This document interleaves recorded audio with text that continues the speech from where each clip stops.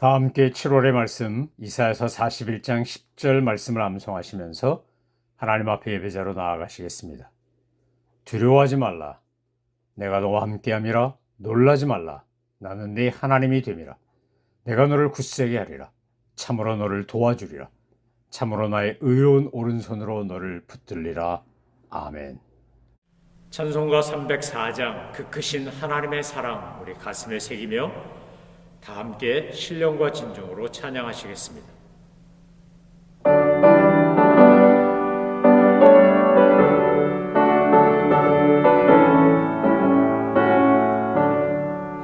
그 크신 하나님의 사랑 날로 다 영영 못하네.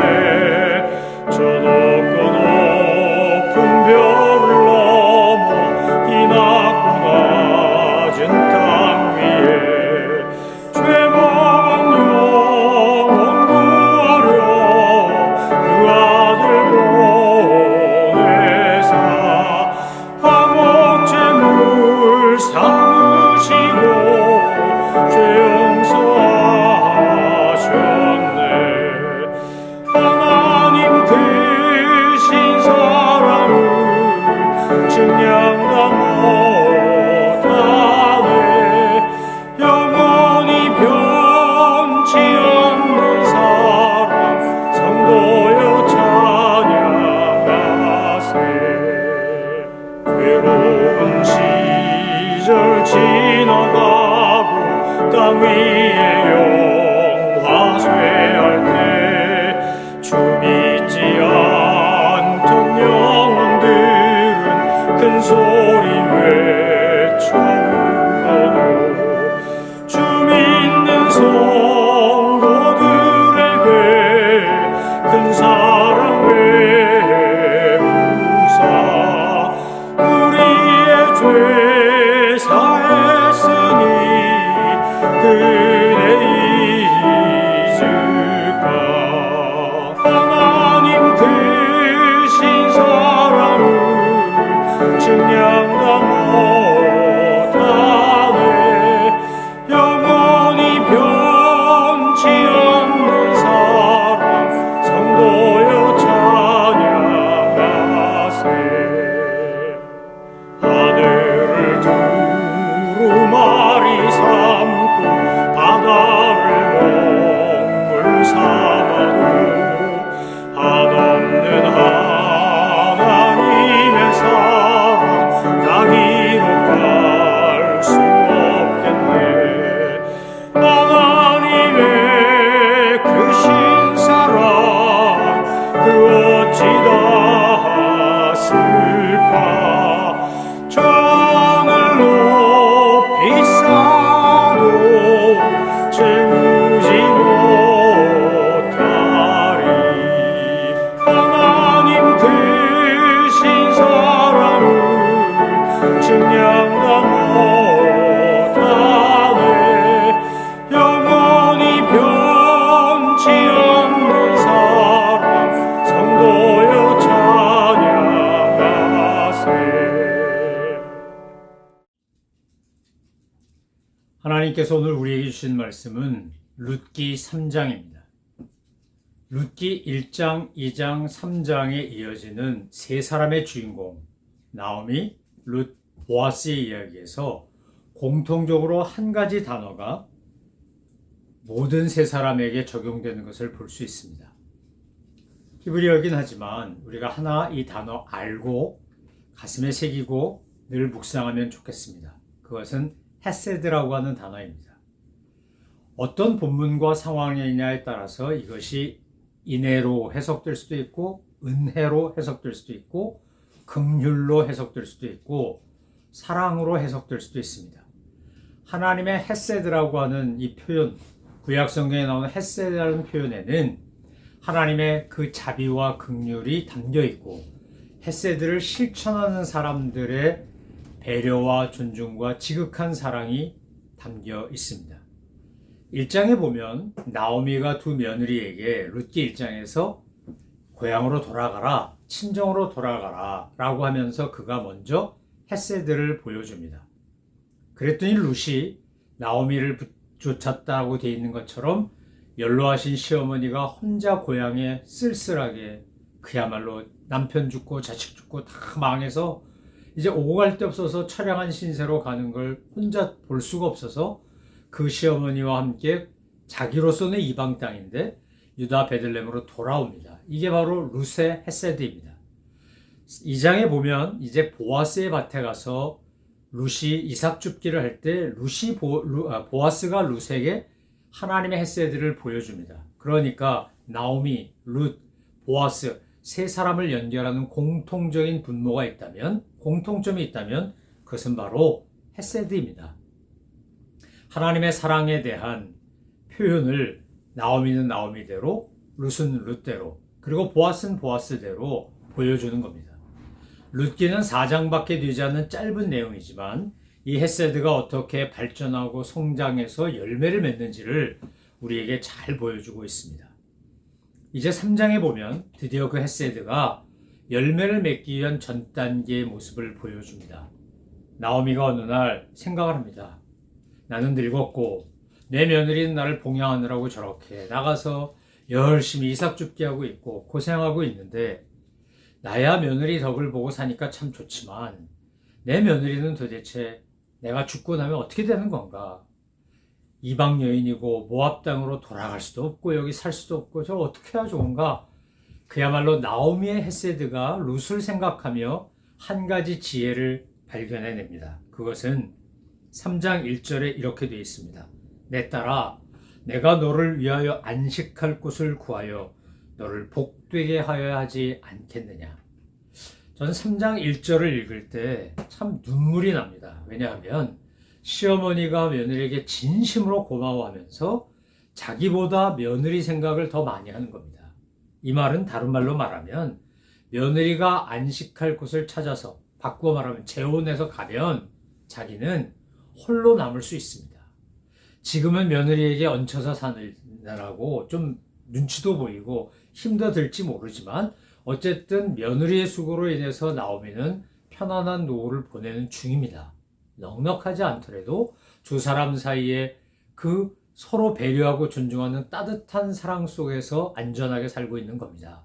그런데 나오미가 나 좋다고 나 편하자고 이 며느리 이렇게 과부로 평생 늙게 할 수 없다. 나만 봉양하게 할 수 없다. 그래서 3장 1절에 하는 말인 겁니다. 내가 너를 위하여 안식할 곳을 구하여 너를 복되게 하여 하지 않겠느냐. 그러면서 보아스 얘기를 합니다. 내가 하녀들과 같이 일하는 그곳, 그 밭의 주인인 보아스는 우리 친족이다. 그러니까 너는 이제 오늘 밤에 목욕하고 기름 바르고 의복 입고 타작마당에 내려가서 그 사람이 먹고 마시기를 다 하기까지 그에게 보이지 말고 그가 누울 때 너는 그가 눕는 곳에 알았다가 들어가서 그의 발치이불을 들고 거기 누우라. 그가 네가 네 할 일을 네게 알게 하리라 하니. 여러분 이 3절과 4절을 잘못 읽으면 나오미가 룻한테 음탕한 일을 하라고 지시하는 것 같은데 그게 아닙니다. 그게 아니고 지금 나오미가 생각할 때 고엘이라고 하는 이스라엘 역사 속에서 기업을 무르는 자인 고엘의 역할을 보아스가 해주지 않을까라는 기대감을 가지고 지금 룻에게 밤에 이제 옆에 누워있다가 잠자리에 옆에 누워있다가 보아스가 너를 발견하면 결혼해달라고 요청해라. 고엘이 돼달라고 요청해라 라고 말하는 겁니다. 근데 오늘 본문에 보면 1장과 2장에서 룻은 꽤나 자기 주관과 고집이 강한 여자라는 걸 알 수 있습니다. 어머니가 돌아가라 그러는데 오르반은 돌아갔는데 룻은 끝까지 고집 피우고 나는 어머니를 돌보겠습니다. 어머니 사시는 곳에서 살고 어머니 죽는 곳에서 죽고 어머니 백성이 내 백성이고 뭐 이러면서 유다 베들레헴에 오지 않습니까? 아주 강단이 있는 여자입니다. 그리고 나오미가 요구한 것도 아닌데 스스로 가서 이삭 줍기 해가며 늙은 시어머니 봉양합니다. 아마 나오미가 그러지 않아도 된다고 했을 겁니다. 뭐 어떻게 했는지 먹고 살 텐데 뭘 그렇게 나가서 고생하냐 그랬을지도 모르는데 룻은 가서 보아스의 밭에 가서 이삭을 줍습니다. 그런데 오늘 3장에 보면 나오미가 룻에게 이야기하는 걸 그대로 순종합니다. 1장과 2장에 나오는 룻의 모습과 사뭇 다릅니다. 그것은 룻이 나오미를 생각하는 마음과 나오미가 룻을 생각하는 마음이 만났기 때문입니다. 룻은 단순히 보아스가 그냥 재혼 대상이 돼서 고일이 돼서 기업을 물을 자가 돼서 자기를 편안하게 한 사람 그냥 먹고 살게 해주는 불쌍한 과부, 아내로 맞아들이는 것을 요구한 게 아닙니다. 룻이 생각한 헤세드는 뭡니까? 결국 기업을 물은다라고 하는 것은 말론과 기련과 말론 두 아들이 있었는데 그 두 아들이 다 죽어서 이제 나오미는 더 이상 대를 이을 사람이 없는 겁니다. 보아스를 통하여 룻이 생각한 것은 나오미로부터 나오미가 생각할 때 그 기업을 물을 자를 보아스와 룻이 그에게 안겨주는 것, 바꿔 말하면 대가 끊기지 않게 하는 것을 룻은 바랬던 것입니다. 그래서 룻은 시어머니 말씀대로 내가 다 행하리다 하고 그대로 행합니다. 이제 타작마당에서 다 마음이 즐거워서 곡식단 다 정리하고 이제 타작하고 그리고 잠자고 있다 보니까 무슨 인기척이 느껴져서 보아스가 놀라서 깨보니 그의 몸을 돌이켜본 적 한 여인이 자기 발치, 그러니까 다리쯤에 누워 있는 겁니다. 아, 이게 뭐지? 그리고 깜짝 놀라서 누구냐고 묻습니다. 그랬더니 이렇게 대답합니다. 나는 당신의 여종 루시온이 당신의 옷자락을 펴 당신의 여종을 덮으소서. 이는 당신이 기업을 물을 자가 됨이니이다 하니. 여러분, 이게 무슨 말이냐? 에스겔서에 보면 하나님의 옷자락이 우리를 덮는다는 표현이 나옵니다. 옷자락을 덮는다라는 말은 결국 당신의 영향력 아래, 당신의 그늘 아래 우리 가족을 받아주고 우리 가족이 당신의 가족이 되게 해주십시오라고 고대 이 당시에 이른바 청혼과 같은 것입니다. 나랑 결혼해 주십시오. 이 말과 같은 겁니다. 나는 우리 시어머니는 나오미고 나는 룻입니다. 우리를 아시지요?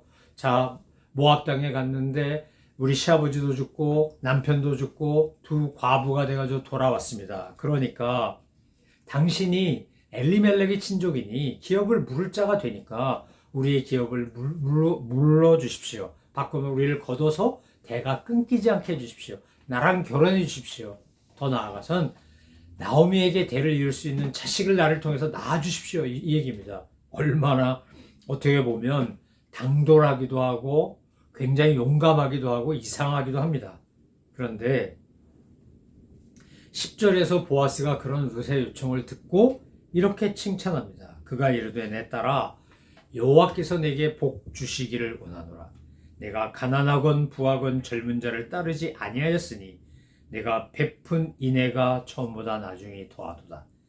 여기 11절에 나오는 인애라는 말이 원문의 헤세드란 말입니다. 지금 보아스가 이렇게 말하는 겁니다. 너 한 사람을 생각했다면 젊은 남자 택해가지고 부부가 오랫동안 해로해야 되는데 그러지 않고 네가 나를 택했다? 나한테 고엘이 되달라고 했다? 라고 하는 것은 너를 위해서가 아니라 사실 나오미를 위해서니까 너의 이런 마음, 너의 이런 인애, 너의 이런 헤세드가 하나님 보시기에 너무나 귀하고 너는 그래서 여호와께 복을 받을 사람이 될 거다. 처음보다 나중이 그 인애가 더 크구나. 늙으신 시어머니 모시고 고향 땅에 돌아와서 외국 여자가 이방 여인이 그렇게 어머니 봉양한 것만으로도 참 대단하다 생각하고 기특하고 훌륭하다고 생각했는데 지금 나에게 고일이 돼달라고 하면서 재혼해달라고 청혼을 하면서 말하는 걸 보니 너는 정말 처음보다 나중이 더 인애가 큰 사람이다. 하나님께서 내게 복 주시기를 원한다. 이러고 보아스가 감동하여 축복합니다. 그리고 이렇게 말합니다. 내가 네 말대로 내게 다 행하리라. 내가 현숙한 여인인 줄을 나는 나의 성읍 백성들이 다 아느니라. 그런데 참으로 나는 기업을 물을 자나 더 엘리멜렉에 가까운 더 기업을 우선적으로 물을 수 있는 권한이 있는 사람이 있으니 이 밤에 여기 머물고 그리고 내가 이제 그 사람하고 이제 이야기를 해서 기업을 물을 수 있도록 해보겠다. 그러고 룻을 혹시 오밤중에 가다가 구설수에 오르거나 스캔들 나거나 할까봐 새벽까지 발치에 눕게 하고 난 다음에 사람들이 알아보기 힘들 때 그래서 돌려보냅니다. 네 겉옷을 가져가 것을 펴서 잡으라 하며 것을 펴서 잡으니 보리를 6번 되어 룻에게 지어주고 성읍으로 돌아가니라. 그냥 보내지 않고 보아스는 룻이 민망하지 않게, 그리고 용감하게 와서 청혼을 요청했는데, 고엘이 되달라 그랬는데 그가 빈손으로 가지 않도록, 오늘 보십시오. 뭐라고 되어 있습니까? 15절에 그에게 치마를 펴라 그러고 겉옷을 가져오라 그러고 보리를 6번 되어 룻에게 지워주고 성읍으로 돌아갔다는 겁니다. 여러분, 룻기는 한마디로 말하면 러브스토리인데, 그 러브스토리는 어떤 러브스토리입니까? 인간의 상식과 생각을 뛰어넘는 러브스토리입니다. 만약 예수 믿는 사람들이 세상의 기준으로 볼 때 상식과 도덕만 잘 지켜도 이 세상은 살만한 곳이 될 겁니다. 그런데 룻기처럼 보아스와 나오미와 룻이 보여주었던 이 헤세드를 우리가 실천하고 산다면 이 땅엔 날마다 기적이 일어날 겁니다. 우리가 말씀대로만 살아도, 아니 세상의 상식과 도덕과 윤리대로만 살아도 세상은 엉망진창이 안 됩니다. 그런데 주님은 우리에게 그냥 세상적인 상식과 도덕과 윤리로 사는 게 아니라 하나님의 사랑으로 살라고 말씀하는 거 아닙니까? 요한일서에서도 사도 요한이 강조한 것처럼 말과 혀로만 사랑하지 말자고 하지 않습니까? 정말 사랑은 요한복음 3장 16절에 하나님의 사랑을 우리에게 표현한 거라면, 요한 1서 3장 16절은 그 사랑을 아는 우리가 어떻게 그 사랑에 보답하고 응답하고 따라 흉내내며 살 것인가를 가르치는 말씀입니다. 사랑하는 성도 여러분, 룻기를 통하여 이 4장밖에 안 되는 짧은 내용을 통하여, 이 너무나 아름다운 러브스토리를 통하여 하나님이 저와 여러분에게 도전하시고 요구하시고 소망하시는 것이 무엇입니까? 보았느냐? 나오미가 룻과 오르바에게 베푸는 헤세드를 보았느냐? 룻이 나오미에게 베푸는 헤세드를 보았느냐? 보아스가 룻과 나오미에게 베푸는 헤세드를 보았느냐? 내가, 하나님께서 우리에게 이렇게 말씀하신다는 거예요. 내가 너희가 그러기를 원한다. 너희가 보아스처럼 나오미처럼 룻처럼 하기를 원한다. 그러면 이 세상에는 슬픔도 고통도 아픔도 더 이상 존재하지 않고 하나님의 사랑의 기적이 넘치는 아름다운 곳이 될 것이다. 주님 그렇게 우리에게 룻을 통하여, 보아스를 통하여, 나오미를 통하여 하나님의 헤세드를 알고 경험하고 실천하는 사람이 될 것을 요청하시는 겁니다. 이제 룻이 보아스가 준 선물까지 듣고 먹거리까지 가지고 자기 시어머니에게 돌아갑니다. 그리고 이렇게 말합니다. 그가 내게 이 보리를 6번 되어주며 이르기를 빈손으로 내 시어머니에게 가지 말라 하더이다 하니라. 여러분, 우리가 할 수만 있다면 보아스 같은 헤세드를 베푸는 사람 되기를 소망하며 축원합니다. 우리 옛말에도 광에서 인신난다 그랬습니다. 뭐 줄 게 있어야 주죠. 보아스는 줄 게 많은 사람입니다. 그런데 그가 아낌없이 주는 겁니다. 여러분, 기회될 때 베풀고 나누기를 열심히 하시기 바랍니다. 언제나 우리에게 물질이, 언제나 우리에게 건강이, 언제나 우리에게 은사가 있는 거 아닙니다. 주신 이가 여호와시기 때문에 거두시는 이도 여호와십니다. 만약 그분이 걷어가시면 아무것도 남을 게 없습니다. 있을 때, 기회가 있을 때, 가진 게 있을 때, 능력이 있고 열정이 있고 건강이 있을 때 열심히 섬기시는 저와 여러분 되기를 소망합니다. 보아스는 룻을 그냥 보내지 않았습니다. 이방 여인이 와서 그렇게 용감하게 내 고일이 되달라고 청혼까지 하는데 얼마나 거절하면 민망하겠습니까? 그 청도 들어줬을 뿐만 아니라 먹을 것까지 풍성하게 해서 돌려보냅니다. 여러분, 빈손으로 사람 보내지 않고 가득 채워 보낼 수 있는 저와 여러분 되기를 소망하며 축원합니다. 나오미가 이 이야기를 듣고 이제 이렇게 18절에 이야기합니다. 내 딸아, 이 사건이 어떻게 될지 알기까지 앉아있으라. 그 사람이 오늘 이 일을 성취하기 전에는 쉬지 아니하리라 하니라. 나오미의 고백을 들으면 믿음의 소망이 이런 거구나라는 생각이 듭니다. 하나님께서 하실 것이다 믿고 자기의 유익보다 룻의 유익을 구해서 보아스에게 보냈는데, 보아스가 하는 걸 보니까 얼마나 귀하고 아름다운지 나오미가 감동한 겁니다. 여러분, 우리가 세상을 감동시키고 사람을 감동시키는 하나님의 사랑의 사도가 되지 않겠습니까? 저는 저와 여러분이 그런 존재로 열심히 살다가 주님 앞에 섰을 때 착하고 충성된 종이라 칭찬받는 주의 백성들 다 되시기를 주님의 이름으로 축원합니다. 기도하겠습니다. 하나님 아버지 룻기를 통해서 하나님의 헤세드가 무엇인지를 봅니다. 나오미는 룻과 오르바를, 룻은 나오미를, 보아스는 룻과 나오미를 서로 배려하고 인애를 베풀고 고려하고 은혜를 베풀며 존중하고 서로 사랑합니다. 하나님 아버지, 오늘 저희 교회 공동체가, 우리 가정 공동체가, 이 땅의 사회 공동체가 이런 헷세드가 흘러넘치는 공동체가 되게 하여 주옵소서. 감사드리며 예수 그리스도의 이름으로 기도 올리옵나이다. 아멘. 하늘에 계신 우리 아버지, 아버지의 이름을 거룩하게 하시며 아버지의 나라가 오게 하시며 아버지의 뜻이 하늘에서와 같이 땅에서도 이루어지게 하소서. 오늘 우리에게 일용할 양식을 주시고 우리가 우리에게 잘못한 사람을 용서하여 준 것 같이 우리 죄를 용서하여 주시고 우리를 시험에 빠지지 않게 하시고 악에서 구하소서. 나라와 권능과 영광이 영원히 아버지의 것입니다. 아멘.